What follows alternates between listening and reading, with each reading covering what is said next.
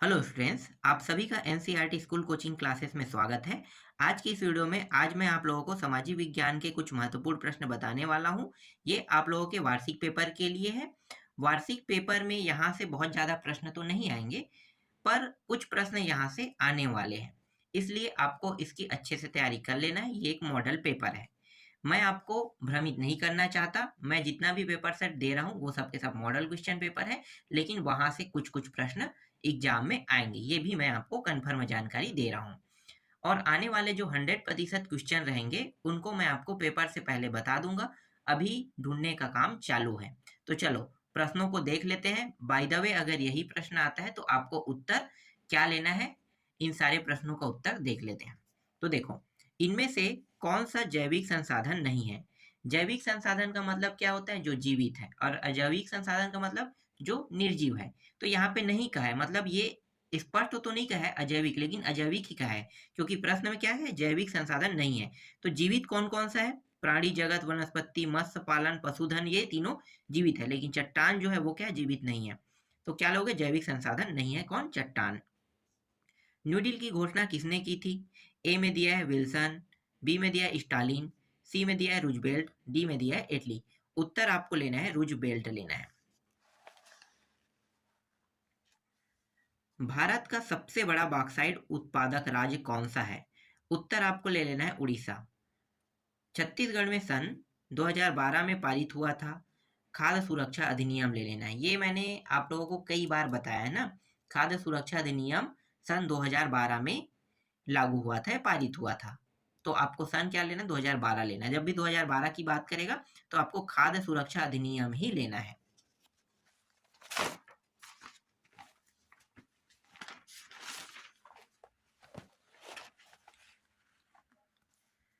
सूचना अधिकार का सर्वाधिक लाभ होता है। भ्रष्टाचार रोकने के लिए सूचना के अधिकार का सर्वाधिक लाभ किया जाता है, तो डी ऑप्शन होगा। इसके बाद देखो, रिक्त स्थानों की पूर्ति है। भविष्य में ऊर्जा का मुख्य स्रोत खालिस्तान है, तो भविष्य में ऊर्जा का मुख्य स्रोत सूर्य को माना गया है। खालिस्तान मरुस्थल राजस्थान राज्य में है, तो यहाँ पे आपको लेना है थार का मरुस्थल राजस्थान राज्य में है। केंद्रीय बजट खालिस्तान में पारित किया जाता है, तो संसद लेना है। संसद में 2 सदन होते हैं, एक लोकसभा, एक राज्यसभा। बफर स्टॉक खालिस्तान का संग्रहण है, तो बफर स्टॉक मतलब जो होता है ना, बफर स्टॉक शब्द वो खाद्यान्न को संग्रहित करने का काम करता है, तो यहाँ पे खाद्यान्न लेना है। रंगीन प्रिंटिंग प्रेस का आरंभ खालिस्तान के बाद हुआ था। उत्तर लेना है सन 1837 के बाद हुआ था। उचित संबंध जोड़िए देख लेते हैं। उचित संबंध में देखो, जीवन प्रत्याशा दिया हुआ है, ठीक है। तो इसका सही जोड़ी किसके साथ मिलेगा? इसका सही जोड़ी औसत आयु के साथ मिलेगा। टेलीविजन, टेलीविजन को आपको लेना है जे एल बेयर्ड लेना है। डूमा, डूमा जो है ना रूस की संसद को कहते हैं। सुभाष चंद्र बोस, सुभाष चंद्र बोस आजाद हिंद फौज का नारा दिया था, या इसके क्या है? आजाद हिंद फौज के, ठीक है, इन्होंने ही आजाद हिंद फौज को बनाया था, सुभाष चंद्र बोस। उत्पादक शुल्क, वस्तु का बिक्री कर को हम क्या कहते हैं? उत्पादक शुल्क कहते हैं। अब 2-2 नंबर के प्रश्न देख लेते हैं। बहुत आसान आसान प्रश्न है इसमें। मैं चाहता हूं कि इसी तरह के प्रश्न ना आसान आसान, या यहीं से पूरा का पूरा प्रश्न ना उठा के दे दे तो बहुत अच्छी बात है। मैं आशा करता हूं कि पूरा का पूरा उठा के दे दे तो और अच्छी बात रहेगा। चलो देखते हैं। प्रश्न पहला क्या है? अनवनीकरण संसाधन क्या है? एक तो होता है नवनीकरण संसाधन, एक होता है अनवनीकरण संसाधन। मैं यहाँ पे ऐसे ही चर्चा में बता देता हूँ। नवनीकरण संसाधन उन संसाधनों को कहते हैं जो पुनः बन जाते हैं, जैसे कि जल है, पेड़ है, ठीक है, ये क्या है? नवनीकरण संसाधन है। लेकिन अनवनीकरण संसाधन, अनवनीकरण संसाधन वे संसाधन है जो एक बार समाप्त हो जाने के बाद पुनः इसे नहीं बनाया जा सकता। इसलिए पेट्रोलियम को रखा गया है, लोहा को रखा गया है, कोयला को रखा गया है, ठीक है। ये सब क्या है? अनवनीकरण संसाधन है। एक बार ये समाप्त हो जाए तो इसे बनने में लाखों वर्ष लगते हैं, इसीलिए इन्हें अनवनीकरण संसाधन कहते हैं। किस प्रकार की मिट्टी में नमी धारण करने की क्षमता अधिक होती है? उत्तर इसका जो उत्तर रहेगा वो रहेगा काली मिट्टी। काली मिट्टी एकमात्र ऐसा मिट्टी है जिसमें नमी धारण करने की क्षमता सर्वाधिक होती है। क्यों? क्योंकि जो काली मिट्टी है ना वो चिकनी होती है। चिकनी होने के कारण क्या होता है? पानी जो है ना नीचे नहीं जा पाता, ऊपर में रह जाता है। इसीलिए देखना, जब बारिश के दिनों में जब काली मिट्टी पे बारिश होता है तो बहुत जल्दी ना गीला हो जाता है, वो एरिया कीचड़ वाला हो जाता है। लेकिन आप थोड़ी अंदर की ओर खोद के देखोगे तो वो जो है ना सूखा रहेगा। क्यों? क्योंकि ये नमी को ना धारण कर लेता है, मतलब पानी को ऊपर में ही रखता है। इसीलिए काली मिट्टी जो है नमी धारण करने की क्षमता इसमें अधिक होती है। रूस में किसानों की दास्ता को कब और किसने समाप्त किया? तो उत्तर आपको लेना है, जार की एक घोषणा ने इसे समाप्त कर दिया। 1861 की बात है और रूस के शासक कौन थे? जार। जार की घोषणा के बाद किसानों की दास्ता क्या हो गया? समाप्त हो गया। अगला प्रश्न है, आयात कर और निर्यात कर में अंतर लिखें। लिखे। तो आयात कर क्या होता है और निर्यात कर क्या होता है? आयात का मतलब होता है भारत देश में जितने भी प्रोडक्ट बनते हैं उनको दूसरे देश में भेजा जाता है ना, तो बनने से पहले जो कर लिया जाता है उनको कहते हैं आयात कर कहते हैं। एक सेकंड, यहाँ पे मैं आयात और निर्यात को उल्टा बता रहा हूँ, 1 मिनट। आयात मतलब मंगवाना होता है और निर्यात मतलब हम दूसरे देश को भेजते हैं। तो दूसरे देश से जो भी चीज हमारे देश में आता है हम उसे आयात कहते हैं। तो उन पे जो टैक्स लगता है उसे हम आयात कर कहेंगे। निर्यात, हमारे देश में जो चीजें बनती है उनको जब हम दूसरे देश भेजते हैं तो बनने पे जो खर्चा आता है उन पे जो टैक्स लगता है उनको हम कहते हैं निर्यात कर कहते हैं। पांचवा है, ई कॉमर्स किसे कहते हैं? ई कॉमर्स मतलब इलेक्ट्रॉनिक से है, ठीक है, इलेक्ट्रॉनिक कॉमर्स। तो कंप्यूटर, मोबाइल, एटीएम के माध्यम से सामान खरीदना एवं बेचना ई कॉमर्स कहलाता है। ऊर्जा से तात्पर्य, तो ऊर्जा से तात्पर्य है, ऊर्जा वस्तुओं का एक गुण है जो अन्य वस्तुओं को स्थानांतरित किया जाता है। कोयला, पेट्रोलियम, यूरेनियम, थोरियम आदि पदार्थ क्या है? ऊर्जा के मुख्य स्रोत है। छठवां प्रश्न है, किसी देश के लिए प्रति व्यक्ति खाद्यान्न उपलब्धता जानना क्यों आवश्यक है? तो इसके द्वारा देश की आत्मनिर्भरता की जानकारी मिलती है। प्रति व्यक्ति खाद्यान्न उपलब्धता देश के विकास को जानने में सहायक है। उत्पादन बढ़ने के साथ खाद्यान्न उपलब्धता का बढ़ना विकास का परिचायक है। सातवां प्रश्न है, पहला आम चुनाव करवाने के लिए सरकार को क्या-क्या तैयारियां करनी पड़ी होगी? उत्तर क्या लिखोगे? पहले आम चुनाव की तैयारियां इस प्रकार की गई। पहला, मतदाताओं की सूची तैयार करना, मतदाताओं को चुनाव प्रक्रिया समझाना, दूर दराज के अंचलों में मतदान केंद्र स्थापित करना, चुनाव अधिकारियों की नियुक्ति करना। पांचवा, मतपत्र में उम्मीदवारों की को अलग अलग चिन्हों से दर्शाना। छठवां, प्रत्येक मतदाताओं के लिए अलग मतदान पेटी रखना। आठवां प्रश्न है, शीत युद्ध में परमाणु शस्त्रों की क्या भूमिका थी?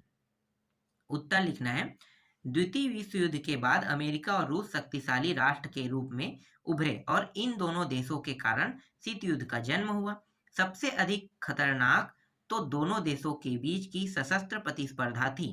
यह जानते हुए कि परमाणु युद्ध में किसी की भी जीत नहीं हो सकती, अमेरिका और रूस यही प्रयास करते रहे कि दूसरे देश को परास्त करने और घातक व अधिक मात्रा में हथियार बने। उन्होंने विश्व भर के अपने सैन्य ठिकाने में तैनात कर रखा था। पूरी दुनिया के देश इस प्रकार परमाणु हथियारों के निशाने पर थे। दूसरा है, परमाणु बम से होने वाले भयानक नुकसान के बारे में लिखिए। तो इसका उत्तर आपको पहले ही मिल चुका है एक अगले सेट में। अगला देखो, वैश्वीकरण की दिशा में भारत सरकार ने 1991 में क्या प्रमुख बदलाव किए? उत्तर आपको लिखना है, 1991 में भारत सरकार ने वैश्वीकरण की दिशा में प्रमुख बदलाव इस प्रकार किए। पहला, विदेशी व्यापार और विदेशी निवेश पर से अवरोधों को हटा दिया। विदेशी कंपनियों की अनुमति और प्रोत्साहन दिया। उत्पादकों को मुक्त निर्णय लेने की अनुमति दी। सरकारी नियंत्रण कम कर दिया। विदेशी कंपनियों को अपने कार्यालय स्थापित करने की अनुमति दी। 10वां प्रश्न है, सूचना के अधिकार मिलने वाले 3 लाभ लिखिए। उत्तर क्या लिखना है? सरकारी गैर सरकारी दस्तावेजों को प्राप्त करने के लिए सरकारी गैर सरकारी कार्यों में पारदर्शिता लाने हेतु सूचना अधिकार का सर्वाधिक लाभ भ्रष्टाचार को रोकने के लिए है। दस्तावेज के रख रखाव में सावधानी बढ़ी है। जनता में जागरूकता व सतर्कता में बढ़ोतरी। छठवां, 30 दिन में जानकारी मिल जाती है। भूमि प्रबंधन के लिए कौन कौन से तरीके अपनाए जा सकते हैं, उल्लेख कीजिए। तो पॉइंट मैं यहाँ पे बता देता हूँ। अब जो प्रश्न है वो चर्चा नंबर का है, तो पढ़ के नहीं बताया जा सकता इतना बड़े प्रश्नों को, इनको आपको खुद पढ़ना है। तो देख लेते हैं पहला पॉइंट क्या है। भूमि प्रबंधन के तरीके दिए हुए हैं। इसके अंदर क्या है, टॉपिक क्या है? पहला है नगर एवं गांव की नियोजित विकास लेना है। दूसरा है बंजर भूमि का उपयोग लेना है। तीसरा में परती भूमि का उपयोग लेना है। इसके अंदर कुछ टॉपिक आपको लिखना है, तभी आपको 4 नंबर मिलेगा। चौथा है वन संरक्षण एवं वन रोपण। फिर अथवा प्रश्न देख लेते हैं। परती भूमि बंजर भूमि से भिन्न है, स्पष्ट कीजिए। तो इसके बारे में आपको कुछ इस प्रकार से लिखना है। थोड़ा सा टॉपिक है, ज्यादा नहीं है, याद कर लेना। ठीक है, परती भूमि और बंजर भूमि भिन्न क्यों है? देखो मैं ऐसे ही आपको बता देता हूँ। परती भूमि का मतलब क्या होता है? जो उपजाऊ हिस्सा है ना, उसको हम कहते हैं परती भूमि कहते हैं। ठीक है, ऊपरी हिस्से को क्या कहते हैं? परती भूमि। परतदार खेती कहते हैं ना, तो परती भूमि मतलब ऊपरी हिस्से को। और बंजर भूमि जिसमें फसल बोया ही नहीं जा सकता, बोने पर क्या होगा? उसमें उत्पादन होगा ही नहीं, तो उसको हम बंजर भूमि कहते हैं। तो यही डिफरेंस है दोनों में। अगला है उपवन भूमि कृषि भूमि से भिन्न है, स्पष्ट कीजिए। तो उपवन भूमि कृषि भूमि से भिन्न किस प्रकार है? उपवन भूमि जहाँ पे वन होते हैं ना, उसको काट के जब कृषि किया जाता है तो वहां पे फसल बहुत ज्यादा होता है, इसलिए उपवन भूमि कृषि के मुकाबले क्या है? कृषि के मुकाबले ज्यादा उपजाऊ है। जबकि कृषि भूमि क्या है? कृषि भूमि जो है वो बार बार फसल लेने के कारण उसकी जो उपजाऊ क्षमता है वो कमजोर हो जाता है। तो यहाँ पे इसीलिए कहा गया है उपवन भूमि कृषि भूमि से भिन्न है। राष्ट्र संघ की स्थापना कब हुई? उसके किन्हीं 3 सिद्धांतों को लिखिए। राष्ट्र संघ की स्थापना सन 1920 में हुई। राष्ट्र संघ के सिद्धांत इस प्रकार थे। विश्व शांति का मार्ग प्रशस्त हो। दूसरा है मानव कल्याण हो। तीसरा है वार्ता करके विश्व का युद्ध से बचाव हो। चौथा है विश्व में निशस्त्रीकरण हो। अथवा प्रश्न है सैनिकों की दशा सुधारने के लिए क्या क्या कदम उठाए जा सकते थे? सैनिकों की दशा सुधारने के लिए निम्न प्रकार के कदम उठाए जा सकते थे। पहला है युद्ध बंदियों के साथ दुर्व्यवहार न हो। दूसरा, सैनिकों के लिए एंटीबायोटिक दवाइयाँ हों। तीसरा है अमानवीय व्यवहार न किया जाए। चौथा है उनमें भेड़ बकरी के समान व्यवहार न किया जाए। पांचवा है उन्हें सामाजिक सुरक्षा और आर्थिक सहायता मिलनी चाहिए। जर्मनी की जीत का विश्व पर क्या प्रभाव पड़ता है? तो जर्मनी की जीत पर विश्व पर जो प्रभाव पड़ता है उनके कारण दिए हुए चारों कारणों को याद कर लेना है। अथवा प्रश्न में दिया हुआ है मुसोलिनी और हिटलर की रैलियां में क्या समानताएं व अंतर दिख रहे हैं? उत्तर क्या लिखना है? यहाँ पे कुछ ऑप्शन दिए गए हैं, इन्हीं 5 ऑप्शन को याद कर लेना है। और असमानताएं, ये ऑप्शन को याद कर लेना है असमानताएं में। अगला है सरकार के ऐसे कौन से कार्य हैं जो गरीबी को कम करने से सीधे जुड़े हुए हैं? तो इनका भी नाम मैं आपको बता देता हूं। देखो पहला जो है वो है सार्वजनिक वितरण प्रणाली। सार्वजनिक वितरण प्रणाली मतलब खाद्यान्न दिया जाता है ना सोसाइटियों के द्वारा, ठीक है, तो यही क्या है? सार्वजनिक वितरण प्रणाली है। रोजगार गारंटी योजना मतलब नरेगा के माध्यम से जो आपको 100 दिन का काम मिलता है उसी को रोजगार गारंटी योजना कहते हैं। स्वरोजगार जो स्वयं के द्वारा, जैसे कि हम उसे क्या बोलते हैं, उद्योग कहते हैं ना, छोटे छोटे आज के जमाने में एक समूह के द्वारा रोजगार किया जाता है, 10 लोगों का समूह होता है जिसमें सरकार जो है कुछ ऋण उपलब्ध कराती है और उसके माध्यम से वो लोग कुछ काम करते हैं। तो ये क्या कहलाता है? स्वरोजगार कहलाता है। पहला आम चुनाव करने के लिए सरकार को बहुत परिश्रम करना पड़ा, इसका उल्लेख कीजिए। उत्तर क्या लिखोगे? उत्तर लिखोगे ये पूरा टॉपिक। अथवा प्रश्न में दिया हुआ है जमींदारी प्रथा की समाप्ति कहां तक लाभदायक रही? तो इसका उत्तर मैं आपको दिखा देता हूं। ये पूरा हो गया और कुछ टॉपिक यहाँ पे है। 15 है सभी को ऋण उपलब्ध हो सके इसके लिए क्या करना चाहिए? अब भाई क्या करना चाहिए? तो यहाँ पे कुछ टॉपिक बताएं, इनको आपको याद कर लेना चाहिए। दूसरा है ऋण की सुविधा एक ओर हमारी आय बढ़ाने में सहायक होती है, वहीं दूसरी ओर कर्ज के जाल में फंसा देती है। कैसे? आसपास के उदाहरण से समझाइए कह रहा है, तो आपको पूरा ये याद कर लेना है। रूस की क्रांति सरकार ने कौन कौन से कार्य रूस में किए? उत्तर क्या लिखना है? ये पूरा टॉपिक लिखना है। एक तो है सोवियत जिसका मतलब होता है पंचायतों का गठन, आधुनिक उद्योगों की स्थापना, कृषि समूहीकरण किया गया है, कृषि समूहीकरण, और अगला है महिलाओं को समाज में समान अधिकार, एक साम्यवादी दल की स्थापना किया गया है, और अंतिम है समान शिक्षा व्यवस्था दिया हुआ है। द्वितीय विश्व युद्ध के बाद गिरे परमाणु बम के दुष्परिणाम क्या हुए? उत्तर क्या लिखना है? ये पूरा टॉपिक। दुष्परिणाम क्या हुए? तो ये सारे के सारे याद कर लेना है। ठीक है, यहाँ पे कुछ टॉपिक दिया हुआ है।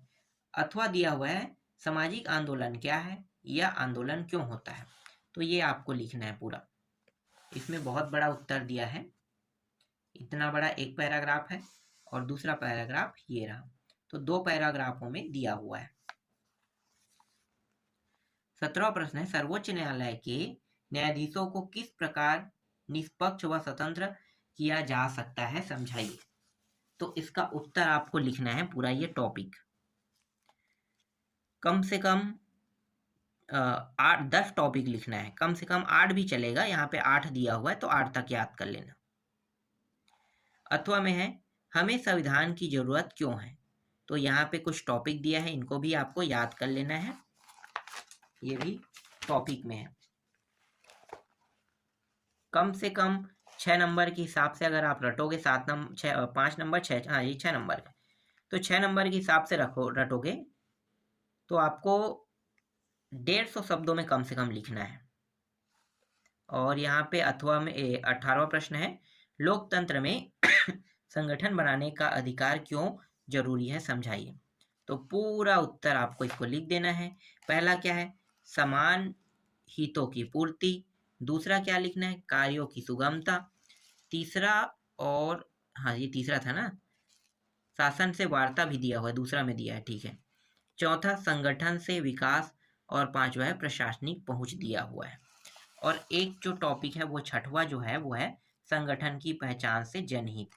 अथवा प्रश्न में दिया हुआ है नए युग की मीडिया के नाम से किसे जाना जाता है और क्यों? तर्क सहित उत्तर दीजिए। तो ये पूरा उत्तर आपको लिखना है कुछ इस प्रकार से। आगे देखते हैं। इसके बाद है जनसंचार माध्यमों के लाभ व हानि लिखिए। तो कुछ इस प्रकार से आपको लिखना है, लाभ ये है और हानि ये है। तो इस प्रकार से ये पूरा मॉडल क्वेश्चन पेपर कंप्लीट हो गया। अब बचा बस है वो प्रश्न जो 100% आपके एग्जाम में आने के चांसेस हैं।